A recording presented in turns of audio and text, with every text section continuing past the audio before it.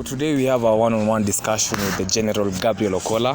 Okola, karibu sana. Thank you so much, Byron. So I want to start with a kickback question. Can you confidently tell us that the 35th Musa have delivered to comrades? Not at all. Actually, personally, however much that I failed in the 35th Council, I came back strongly to support the STC because I had failed in the delegate position. So my only hope was on the STC. And it is in record that I supported the current president together with his team. Yes. And up to now, I think the expectations we comrades were having on them failed. We never saw anything positive beyond what we were expecting. I think it is in record that for the first time, Yes. Musa bursary was allocated, people were vetted, but no money was dispersed. I think it is a very big failure, which personally I think, as an advocate of bursaries and also academic proceedings of our institution, I have given them 0 out of 10. Yes. Yeah, so to me, I don't really think the current regime has delivered according to how we expected them to do before. Yes. So today you are confidently telling us that Sir Eric Kefopas did not deliver to comrades. Yeah, actually, not only me. That is what the people are saying, and I'm also one of them. So, So you are supporting what the people are saying. So, not that he has not performed. He has not performed to the expectations of the people. Yes. Yes, he has not delivered to the expectation of our people, and that is what is on the record. And what exactly, let's say, one thing that you feel like he has terribly failed in terms of articulating for comrades? Number one, I've just mentioned, for the first time we are missing Musa bursary. Yes. Which is a very big failure on our side because most of our comrades depend on that bursary to pay their school fee. For the past years, actually, however much it could be a small amount of money, but it was reaching in the account of comrades, and that was even elevating their well-being a bit. But now, if the bursary is missing completely, Yes. then such kind of government, you cannot credit it. We are trying to look for very many formulas to give it some credit, but we are not seeing, because however much that things were tough, even the previous governments were working under a very tough circumstances, but still they were giving us bursaries. Yes. Now in this case, when bursaries are not there, we feel we have failed. Number two, for the first time, I think we are not going to have cultural week. And even the previous cultural week, the outcome was not pleasant to the winners, especially we, the people who won. I hope you are alive to the fact that in cultural week, we are there to display our cultural heritage and how we operate in our ethnic backgrounds. Yes. And the promises that were given to the people who are going to win were not necessarily delivered. And I think that is one of the few reasons why, to me, I think, to some extent, this government has failed the people. And we still do have the problem of missing mark. It has not been eradicated fully, and those are some of the things they told us they're going to do. So I don't think that they've done what we expected them to do. So exactly, what could be plan B for Moi University leaders or student leaders if they are not able to articulate comrades' demands? Do you feel a peaceful demonstration can work? No. Demonstrations are never peaceful. If you have called demonstrations, then they must be chaotic, they must be messy. So demonstrations may not be an alternative. But now, which kind of leaders are we electing, Ambrose? Which kind of leaders are we electing? The problem with our people is we are electing people who are famous, not people who are competent. And there are different areas where people can draw their fame. For example, someone who drew his or her fame from drama cannot execute in academic arena because we approach the two instances differently.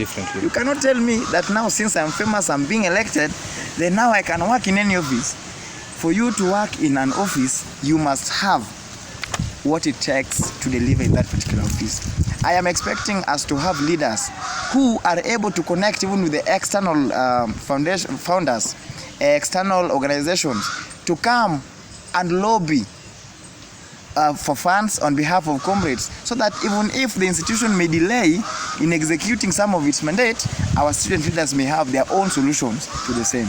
I don't really think it is good to elect someone who is going to the office to look for solutions, instead of someone who goes to the office already having his own solutions. To the problems we are currently facing.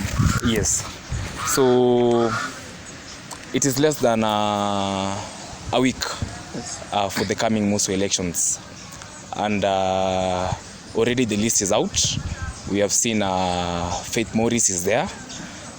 Can you confidently tell us that you are supporting Faith Morris for this chairperson position? First and foremost, allow me to take this opportunity to congratulate all the aspirants who made it in the nomination process. Actually, it is very difficult to appear in that list. Personally, I tried it when I was in first year, and I was not lucky enough to be part of the team which made it to the ballot.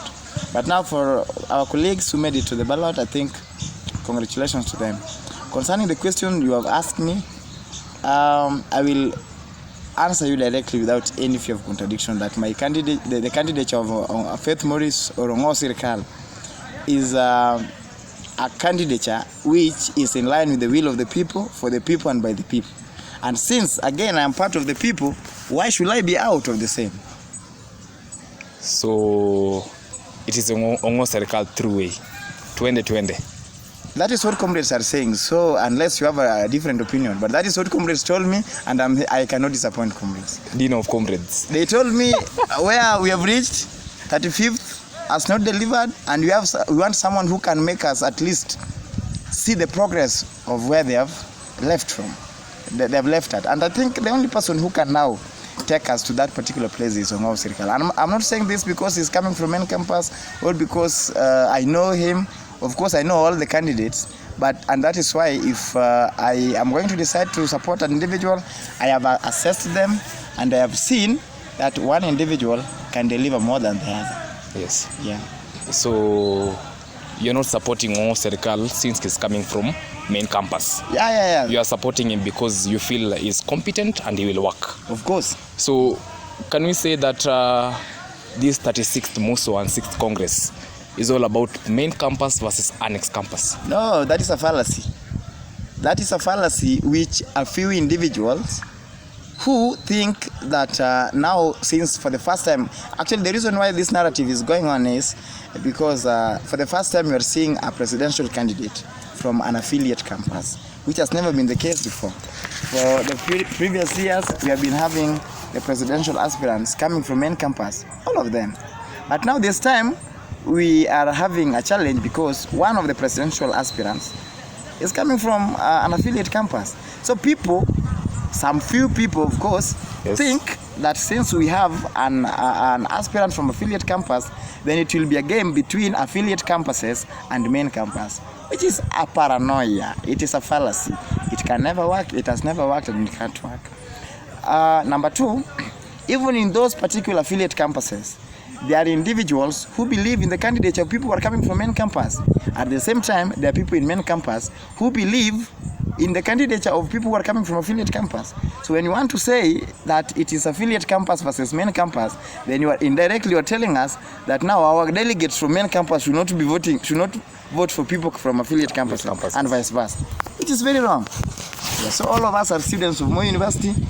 We are liberal and we are open to discussion, and again, we should not be limited on who to vote for depending on the campus we're coming from. Okay. We should be given opportunity to make our sound-minded decisions on who to vote for depending on his agenda and depending on how he's going to approach the people, not according to where you're coming from.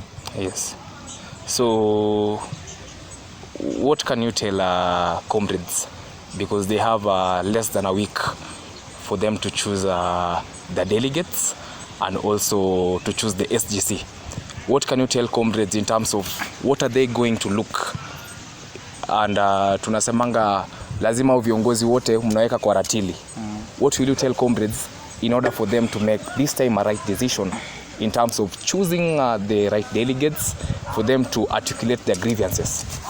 Thank you so much, Ambrose. One, what I can tell comrades is this.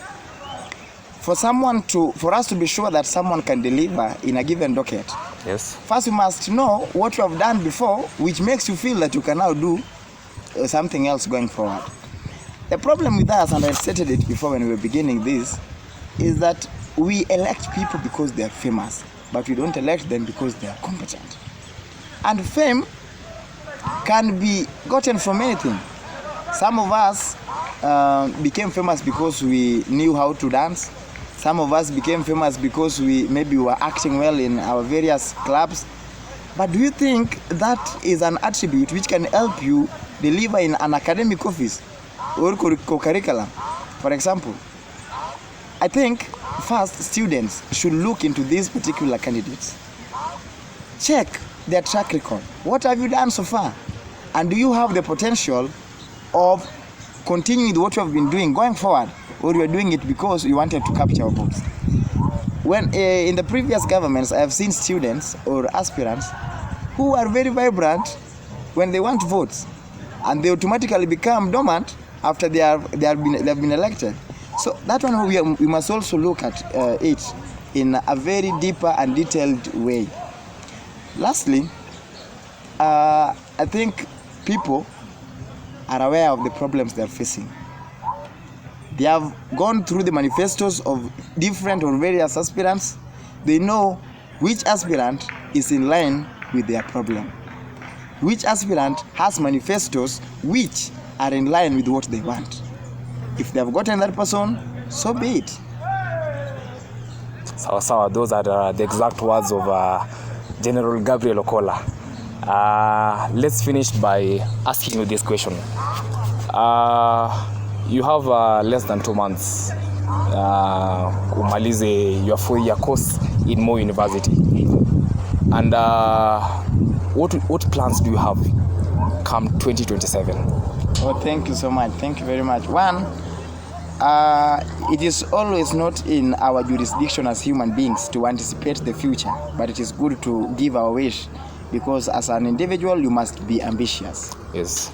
If my ambitions are in line with God's plan, then it would be my wish that one day I stand out there as one of the leaders who are going to represent the grievances of the people at the National Assembly, County Assembly, or any platform where my voice can be heard, regardless of its status.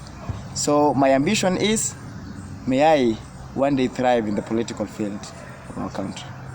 So any seat, regardless, be it county or upande juu, because Kacheng people wanasema kijana ni moja. Actually, I've been receiving several calls from my villagers asking me when I'm graduating, but I'm telling them kidogo niko karibu kumaliza.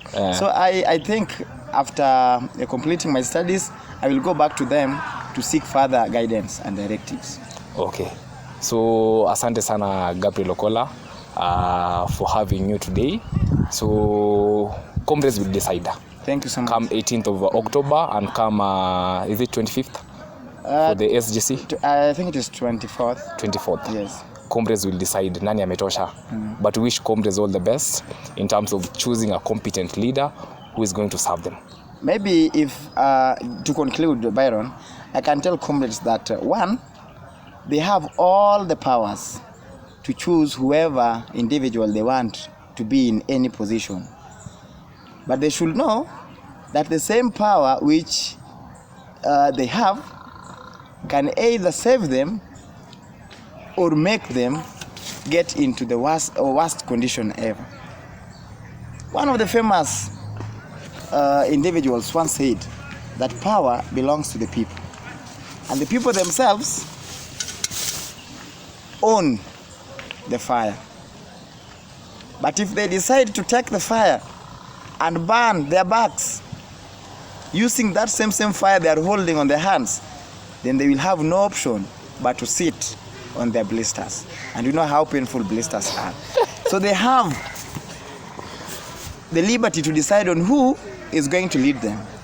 But they should do that under thorough and careful guidance, because any mistake is not only going to mess their current well-being, but also their future, because the leaders we have are also determinant of our academic progress. And you know, the beginning of academic excellence is proper and good leadership structure. Thank you so much for inviting me here, Ambrose. Asante sana. So my name is Odhiambo Byron Ambrose. I've been hosting General Gabriel Okola, and mmesikia maneno yake, and I wish all comrades all the best in choosing the best delegates and the best leaders for them to lead them in the 36th MUSO and 6th Congress.